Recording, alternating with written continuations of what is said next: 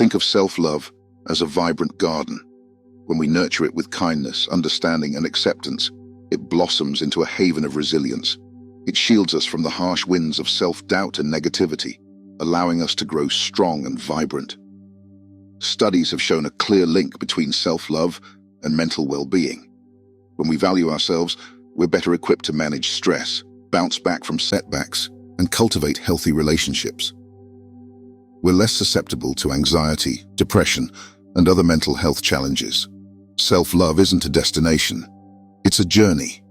It's a daily practice of choosing kindness over criticism, self-compassion over self-blame, and forgiveness over regret. It's the whispered promise to ourselves, I will love and cherish you every step of the way. So let's cultivate the garden of self-love within us. Let's water it with kindness, fertilize it with acceptance, and bask in the sunshine of our own worth.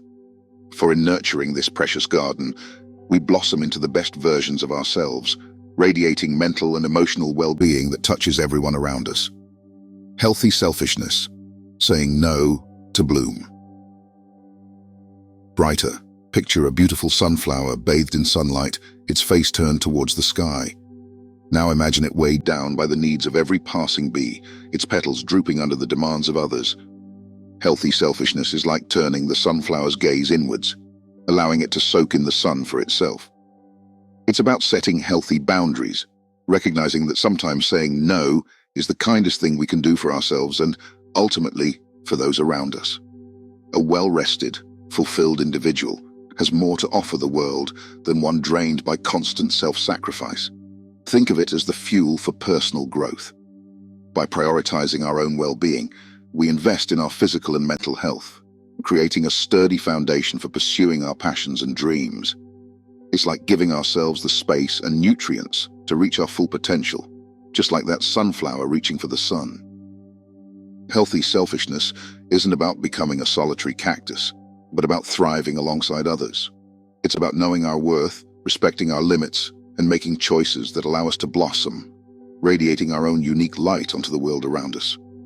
Remember, a brighter sunflower benefits everyone, the bees, the garden, and even the passers-by who get to marvel at its radiant beauty. So my fellow warriors, raise your stoic standards.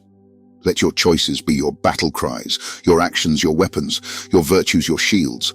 Step onto the battlefield of life, not with trepidation, but with fierce determination, and choose your response. Forge your destiny. You have the power to shape your world with your response to situations. 6. Limit excessive desires. This, my friends, is the heart of Stoicism, an ancient philosophy that teaches us to master our inner landscape, to embrace what we can control and let go of what we cannot. It's not about extinguishing desire altogether, but about cultivating a mindful relationship with it, aligning our wants with what truly enriches our lives. Imagine a mountain climber, burdened by excessive gear. Every new trinket, every unnecessary desire adds weight to their backpack, making the ascent harder, the view more obscured. The key is to pack light, to prioritize the essentials, the sturdy boots, the compass, the thirst-quenching water. This is the path to lightness, to effortless grace in the face of life's challenges. Wealth consists not in having great possessions, but in having few wants. Epictetus, the greatest wealth is to be content with little. Diogenes of Sinope, happiness and freedom begin with a clear understanding of one thing. Some things are within our control, and some things are not. It is only after we accept this that we can begin to find peace. Epictetus, so how do we limit excessive desires? Some Stoic practices you can do. Identify your true values. What truly matters to you? Is it love, knowledge, connection, contribution? Align your desires with these values, letting go of anything that distracts or detracts. Live simply. Declutter your physical space and your mental space. Get rid of possessions that don't serve you and cultivate inner peace through mindfulness and reflection. Remember, life is a journey, not a race. Enjoy the small moments, the quiet conversations, the beauty of nature. Don't let desires for ever-expanding horizons blind you to the richness of the present. By limiting excessive desires, we don't become apathetic hermits. We become free spirits, unburdened by the weight of expectation and material possessions. We embrace the joy of living deliberately, with clarity of purpose and inner peace. We become artists, sculpting our own happiness, carving away the excess, and shaping a life of true fulfillment. So fill your cup first, not from a well of societal expectations, but from the spring of your own needs. Nourish your mind, body, and spirit. Let your priorities be the North Star guiding your actions, not the fickle winds of external validation. Only then can you truly offer to others, not the dregs of a depleted self, but the overflowing bounty of a soul ablaze with life. Remember, when you prioritize your needs, you don't dim your light. You ignite a revolution.